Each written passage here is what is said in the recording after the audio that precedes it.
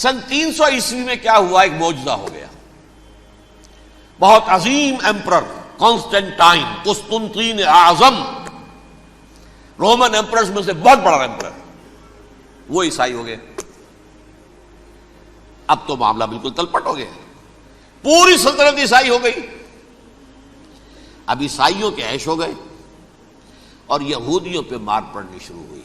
اب عیسائیوں کا آپ خود سوچئے کہ جنہیں وہ خدا بنا بیٹھے ہیں، خدا کا بیٹا قرار دے رہے ہیں، ان کے قاتل کون؟ یہودی بدماش. لہذا ان کی وہ پٹائی شروع ہوئی ہے یورپ میں، پوری رومن امپائر میں. انہیں ذلیل کیا گیا، شہروں میں آمد بند، علیحدہ رہو، گھیٹوز کے اندر رہو.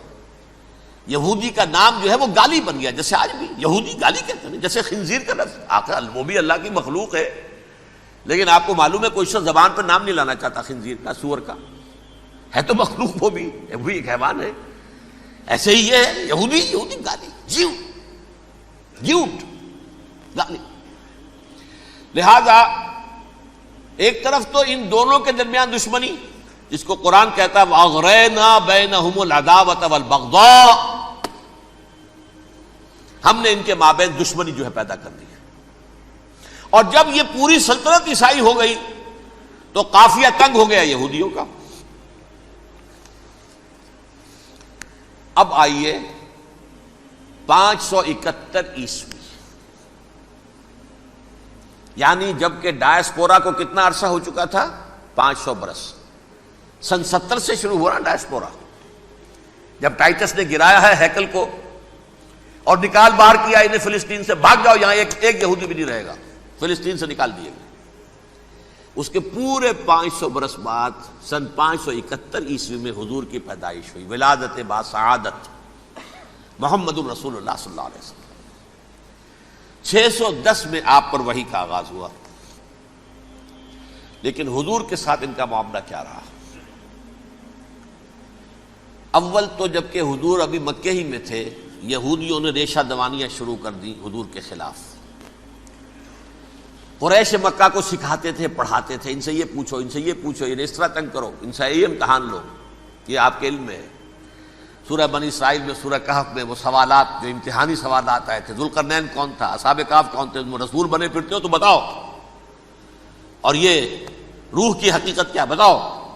یہ ساری ریشہ دوانیاں کر رہے تھے بیٹھے ہوئے ابھی وہیں پر. حضور ابھی پہنچے بھی نہیں. ہجرت فرما کر حضور تشریف لے آئے تو حضور نے جسے ماسٹر سٹروک کہا جائے گا، یعنی اسٹیٹس مین شپ کا ماسٹر سٹروک، آپ نے مدینے میں آتے یہودیوں کے ساتھ پیکٹ کر دیا، جوائنٹ ڈیفنس پیکٹ آف مدینہ، کہ اگر مکے والے ہم پر حملہ کریں گے تو ہم مل جل کر ایک قوم کی حیثیت سے مقابلہ کریں گے. یہ میثاق مدینہ کہلاتا ہے، جس کے بہت غلط معنی پہنائے جا رہے ہیں آج کل. بہرحال میں موضوع میرا چونکہ یہ نہیں، میں ادھر نہیں جاؤں گا.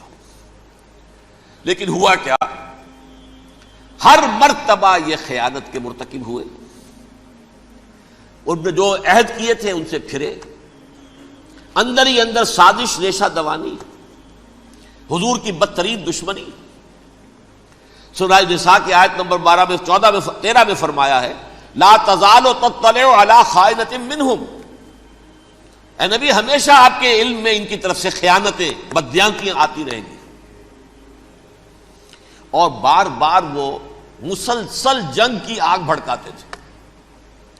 قریش کو دعوت دیتے، آؤ آؤ آؤ، ہم اندر سے بغاوت کر دیں گے، تم آؤ تو صحیح، ختم کریں محمد کو اور اہل ایمان کو صلی اللہ علیہ وسلم ورضی اللہ تعالی عنہم اجمعین. لیکن پھر جب وہ آتے تھے تو یہ دبک جاتے تھے، ان میں ہمت نہیں تھی، میدان کے مرد نہیں رہے تھے. یہ سورہ حشر میں ان کا نقشہ کھینچا گیا ہے. کھلے میدان میں مقابلے کی اس کے اندر صلاحیت ہی نہیں ہے. یہ تو فصیلوں کے پیچھے سے، جیسے عورتیں کہیں دیہات میں لڑائی ہوتی ہے تو مرد جو ہے گلیوں میں لڑتے ہیں، عورتیں اوپر سے پتھر پھینکتی ہیں، بس وہ کام یہ کر سکتے تھے. من ورائے جدر، فصیلوں کے پیچھے سے، جنگ میں میدان میں نہیں آ سکتے. بہرحال قرآن مجید میں ہے یہ سورہ مائدہ کی آیت نمبر 64 کلما اوقدوا نارا للحرب اطفاها اللہ. اکثر و بیشتر مواقع پر تو یہ جب آگ بھڑکاتے تھے جنگ کی، اللہ اسے بجھا دیتا تھا. لیکن بہرحال اس کے باوجود جنگیں ہوئی، غزوہ بدر، غزوہ احد ہوئی کہ نہیں. یہ ساری اصل شرارت ہوئی. اور اس کے نتیجے میں حضور نے پھر ایک ایک کر کے 3 قبیلوں کو سزا دی. غزوہ بدر کے فوراً بعد بنو قینقاع نکالے گئے مدینے سے، غزوہ احد کے فوراً بعد بنو نذیر نکالے گئے، اور غزوہ احزاب کے بعد بنو قریظہ نکال دیے گئے.